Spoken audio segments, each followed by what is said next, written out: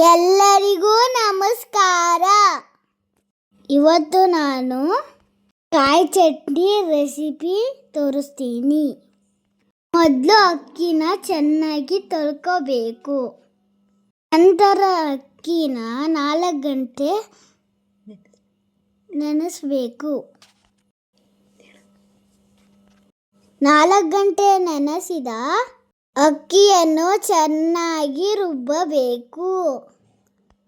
ರುಬ್ಬಿದ ಅಕ್ಕಿಯನ್ನು ಒಂದು ಪಾತ್ರೆಗೆ ತೆಗೆದಿಟ್ಕೋಬೇಕು. ನಂತರ ಉಪ್ಪನ್ನು ಸೇರಿಸಿ ಅಕ್ಕಿ ಹಿಟ್ಟನ್ನು ಚೆನ್ನಾಗಿ ಕಲಸಿ ಸ್ವಲ್ಪ ಹೊತ್ತು ಬಿಡಿ.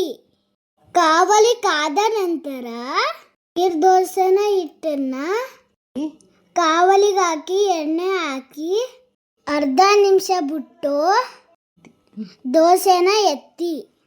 ಈಗ ಬಿಸಿಯಾದ neer dosa ready.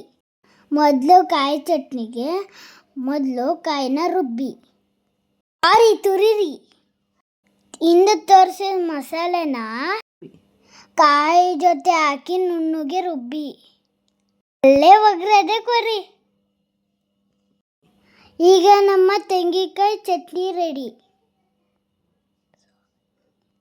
See, please subscribe guys.